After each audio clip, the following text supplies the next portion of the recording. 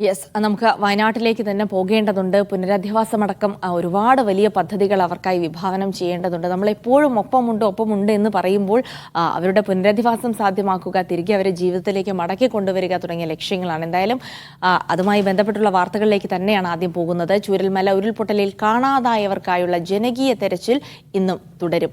പുഞ്ചിരിമട്ടം, മുണ്ടക്കൈ, ചൂരൽമല ഉൾപ്പെടെയുള്ള 6 സോണുകൾ കേന്ദ്രീകരിച്ചായിരിക്കും ജനകീയ തിരച്ചിൽ. ക്യാമ്പിലുള്ളവരിൽ സന്നദ്ധരായവരെ കൂടി ഉൾപ്പെടുത്തിയാണ് തിരച്ചിൽ. പ്രാദേശിക ജനപ്രതിനിധികൾ, സന്നദ്ധ പ്രവർത്തകർ തുടങ്ങിയവരും പങ്കെടുക്കുന്നുണ്ട്. 8 മണിയോടെ തിരച്ചിൽ തുടങ്ങും. രാവിലെ 9 മണിക്കുള്ളിൽ രജിസ്റ്റർ ചെയ്യുന്നവർക്ക് തിരച്ചിലിൽ പങ്കെടുക്കാം. വെള്ളിയാഴ്ചയും വിവിധയിടങ്ങളിൽ ജനകീയ തിരച്ചിൽ നടത്തിയിരുന്നു. ദുരന്തത്തിൽ ഇതുവരെ 427 പേരുടെ മരണമാണ് സ്ഥിരീകരിച്ചത്. ഇനി 130 പേരെയാണ് കണ്ടെത്താനുള്ളത്.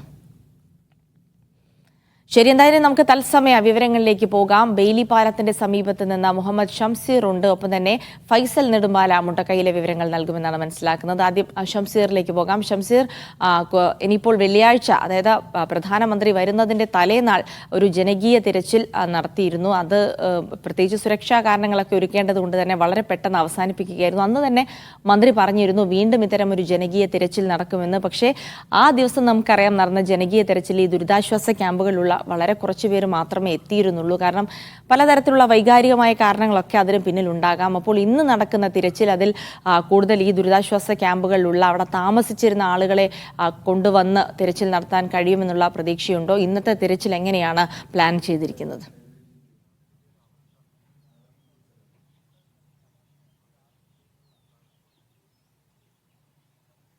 ജിൽസി, ജനകീയ തെരച്ചിൽ എന്ന് പറയുമ്പോൾ നേരത്തെ തന്നെ ഈ ദുരിതത്തിൽ അകപ്പെട്ടിരുന്ന ആളുകൾ നമ്മോട് പറഞ്ഞിരുന്ന കാര്യമാണ്. ഈ മേഖലയിൽ എവിടെയെല്ലാമാണ് വീടുകൾ ഉണ്ടായിരുന്നത്, എവിടെയൊക്കെയാണ് ജനവാസ മേഖല ഉണ്ടായിരുന്നത്, എവിടെയെല്ലാം ആരൊക്കെ കുടുങ്ങിക്കിടക്കുന്നുണ്ടാകും, ഈ കാര്യങ്ങൾ ഏറ്റവും കൃത്യമായി അറിയുക ഈ പ്രദേശവാസികൾക്കായിരിക്കുമെന്ന് ദുരന്തത്തിൽ അകപ്പെട്ടു പോയ ദുരിതാശ്വാസ ക്യാമ്പുകളിൽ കഴിയുന്ന ആളുകൾ എപ്പോഴും നമ്മോട് പറഞ്ഞുകൊണ്ടിരുന്നു. അതിനുശേഷമാണ് 3 പേരെ ഈ ഓരോ തെരച്ചിൽ സംഘത്തിലും ഉൾപ്പെടുത്തിക്കൊണ്ട് പിന്നീട് തെരച്ചിൽ പുരോഗമിക്കുകയും ചെയ്തു. അതിനൊടുവിലാണ് ജനകീയ തെരച്ചിൽ പ്രഖ്യാപിക്കുന്നത്. വെള്ളിയാഴ്ച ചെറിയ തോതിൽ അത് നടപ്പാക്കുകയും ചെയ്തു.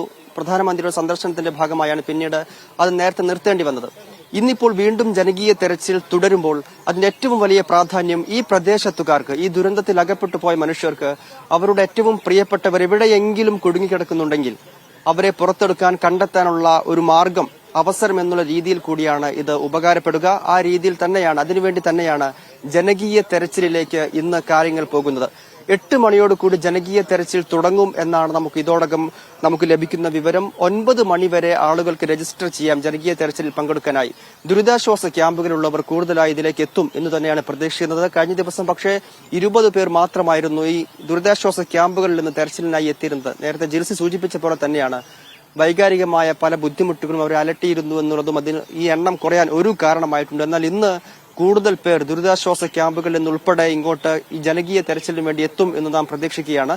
മാത്രമല്ല, സന്നദ്ധ സംഘടനാ പ്രതിനിധികൾക്കും പ്രാദേശിക തലത്തിലുള്ള ജനപ്രതിനിധികൾക്കും ഉൾപ്പെടെ ഇന്ന് ഈ തെരച്ചിലിൽ പങ്കാളികളാകാൻ കഴിയും എന്നുള്ളതാണ്.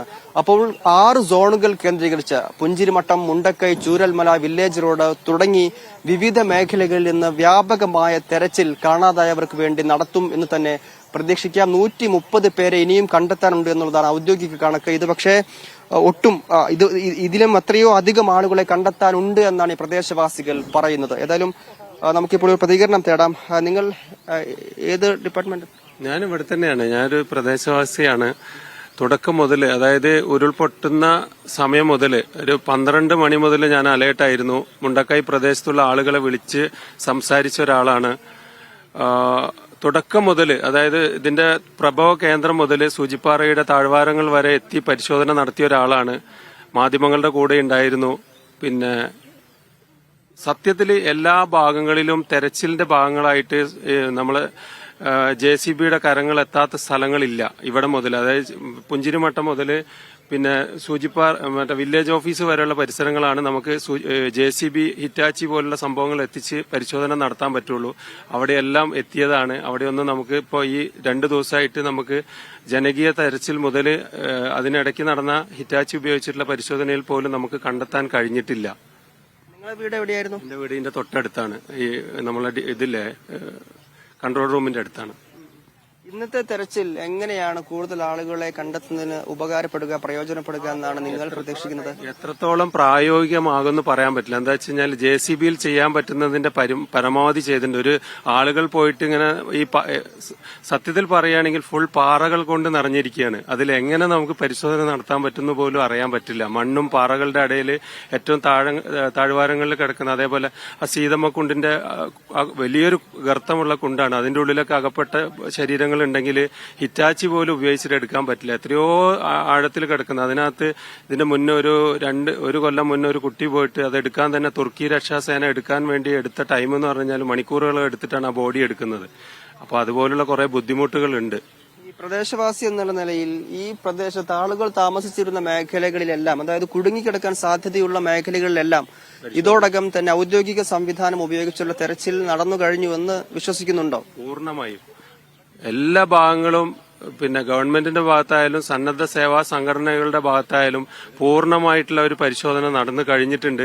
ഇന്നത്തെ പരിശോധന എന്ന് പറഞ്ഞാൽ നമുക്ക് എന്തെങ്കിലും ഒരു ശരീരത്തിന്റെ ഭാഗം കിട്ടുകയാണെങ്കിൽ കിട്ടട്ടെ എന്നുള്ള ഓരോ മനുഷ്യന്റെയും വ്യസനമാണ് നമുക്ക് ഇവിടെ കാണാൻ കഴിയുന്നത്. അവർക്ക് എങ്ങനെയെങ്കിലും എന്റെ കുടുംബത്തിന്റെ, എന്റെ അച്ഛന്റെ, അല്ലെങ്കിൽ എന്റെ ഉപ്പയുടെ, എന്റെ ഉമ്മയുടെ ശരീരത്തിന്റെ ഒരു ഭാഗം കിട്ടിയിരുന്നെങ്കിൽ എന്തെങ്കിലും കർമ്മങ്ങൾ ചെയ്യാൻ കഴിയുമോ എന്നുള്ള പ്രതീക്ഷയിലാണ് ഇന്നത്തെ തെരച്ചിലിനും കൂടി അവർ എത്തിപ്പെടാൻ പോകുന്നത്. നിങ്ങളുടെ കുടുംബമൊക്കെ സേഫ് അല്ലേ? സേഫ്. പേരെന്തായിരുന്നു? അജയ്. തീർച്ചയായും അജയ് അവസാനം പറഞ്ഞതാണ് ഇതിൽ ഏറ്റവും പ്രധാനപ്പെട്ട പോയിന്റ്. അതായത് തെരയാനുള്ള പരമാവധി മേഖലകൾ ഇതോടകം തന്നെ ഔദ്യോഗിക സംവിധാനം വഴി തെരച്ചിൽ നടത്തിക്കൊണ്ടിരിക്കുകയാണ്. അതിന്റെ അവസാന ഘട്ടത്തിലാണ് എന്ന് അദ്ദേഹം പറയുന്നു. ഒപ്പം തന്നെ ഇനി എന്തെങ്കിലും അവശിഷ്ടങ്ങൾ അല്ലെങ്കിൽ ആരെയും കണ്ടെത്താൻ പറ്റുമെങ്കിൽ, അവരുടെ അന്ത്യകർമ്മങ്ങൾ ചെയ്യാൻ ബന്ധുക്കൾക്ക് കഴിയുമെങ്കിൽ അതിനൊരു അവസരം എന്നുള്ളത് ആണ് ഈ ഒരു ജനകീയ തെരച്ചിൽ കൊണ്ട് ഉദ്ദേശിക്കുന്നത്. അതാണ് ഈ ജനകീയ തെരച്ചിൽ കൊണ്ട് പ്രയോജനപ്പെടാൻ പോകുന്നത് എന്നാണ് അദ്ദേഹം പറയുന്നത്. അത് തന്നെയാണ് നമ്മൾ ഈ ദുരിതാശ്വാസ ക്യാമ്പിൽ പോകുമ്പോഴും ആളുകൾ നമ്മോട് പറഞ്ഞിരുന്നതും അത് തന്നെയാണ്. നമ്മുടെ ഏറ്റവും പ്രിയപ്പെട്ടവർ, ഒരുപാട് പേരെ കാണാതായ ആളുകളുണ്ട്. ഏറ്റവും പ്രിയപ്പെട്ട വീട്ടുകാരെ, ഭാര്യയെ, ഭർത്താവിനെ, മക്കളെ, അച്ഛനമ്മമാരെയൊക്കെ കാണാതായ ഒരുപാട് ആളുകളുണ്ട്. അപ്പോൾ അവരുടെ ഒരു സമാധാനത്തിന് വേണ്ടി കൂടിയുള്ള തെരച്ചിൽ എന്ന് തന്നെ നമ്മൾ ഇതിനെ പറയണം. അതുകൂടി ഇതിലെ പ്രധാനപ്പെട്ട ഒരു ഫാക്ടറാണ്. നമ്മുടെ നാട്ടിൽ വലിയ ദുരന്തം നടന്നപ്പോൾ നമുക്ക് ചെയ്യാൻ കഴിയുന്നതിന് ഏറ്റവും പരമാവധി നമ്മൾ ചെയ്തു എന്ന് ആശ്വസിക്കാവുന്ന ഒരു ഘട്ടം കൂടി കടക്കേണ്ടതുണ്ട്. അതിന്റെ ആ ഒരു ഘട്ടം കൂടിയായി ഇതിനെ നമ്മൾ കാരണം പലയിടത്തും JCB ഉപയോഗിച്ച് മറ്റൊക്കെയുള്ള തെരച്ചിൽ നടന്നു കഴിഞ്ഞതാണ്. അപ്പോൾ ഈ ദുരന്തത്തിൽ അകപ്പെട്ടു പോയ ഈ പ്രദേശത്ത് ജീവിച്ചിരുന്ന ആളുകൾക്ക് അവരുടെ പ്രിയപ്പെട്ടവർ എവിടെയെങ്കിലും ഉണ്ടാകുമോ എന്ന് അവർക്ക് സംശയമുള്ള ഇടങ്ങളിൽ കൂടി തെരയാനുള്ള അവസരം അതുകൂടി കൊടുക്കുന്നു. അതിനിടയിൽ ആരെങ്കിലും കണ്ടെത്താൻ പറ്റുമെങ്കിൽ അത് വലിയൊരു ആശ്വാസമായി മാറുകയും ചെയ്യും. ജിൽസി, തീർച്ചയായും അത് തന്നെയാണ് ഷംസീർ പറഞ്ഞതുപോലെ തന്നെ. ഒരുപക്ഷെ ഇതുവരെ നമ്മൾ മറ്റു പല സ്ഥലങ്ങളിലുണ്ടാകുന്ന അപകടങ്ങളിലും ഇത്തരമൊരു ജനകീയ തിരച്ചിൽ എന്നൊരു സംഗതിയിലേക്ക് പോയിട്ടില്ല. ഇത്തവണ അതിനൊരു അവസരം കൊടുക്കുന്നു എന്നുള്ളത് അവർ താമസിച്ച, അവർക്ക് പരിചിതമുള്ള ഇടങ്ങളാണ്. അവിടെ നിന്ന് അവർക്ക് കൂടുതൽ എന്തെങ്കിലും കണ്ടെത്താൻ സാധിക്കുമെങ്കിൽ അതിനുള്ള സാധ്യത വിരളമാണ്. കാരണം JCB അടക്കം നമുക്കറിയാം അത്രയും ദിവസങ്ങൾ, സൈനികരടക്കം അത്രയും ദിവസങ്ങൾ അവിടെ സേവനം അനുഷ്ഠിച്ചതാണ്. അതിനുശേഷം ഇത്തരമൊരു അവസരം ആ നാട്ടുകാർക്ക് കൂടെ കൊടുക്കുന്നു എന്നുള്ളത് കാരണം അവരുടെ ഒരു സമാധാനത്തിന് കൂടിയാണ്. മാത്രമല്ല മറ്റ് വിലപിടിപ്പുള്ള എന്തെങ്കിലും സാധനങ്ങൾ ഉണ്ടെങ്കിൽ അവർക്ക് കണ്ടെത്താൻ കഴിയുമോ എന്നുള്ള കാര്യമൊക്കെയുണ്ട്. നവാസ് പറയുന്ന നാട്ടുകാരെ കൂടി തിരച്ചിൽ ഉൾപ്പെടുത്തുക. IS നവാസ് അങ്ങനെ തന്നെയാണ്. ആ നാട്ടുകാരെ, ആ പ്രദേശത്ത് താമസിച്ചിരുന്ന ആളുകളെ കൂടി ഉൾപ്പെടുത്തിക്കൊണ്ടുള്ള ഒരു ജനകീയ തിരച്ചിലായിരിക്കും ഇന്ന് 8 മണിയോടെ മുണ്ടക്കയിലും പരിസര പ്രദേശങ്ങളും ചൂരൽമലയിലും ഒക്കെ നടക്കുക. മുൻപ് നടന്നതുപോലെ തന്നെ 6 സോണുകളാക്കി തിരിച്ചുള്ള പരിശോധനകൾ എന്ന് തന്നെയാണ് മനസ്സിലാക്കാൻ കഴിയുന്നത്.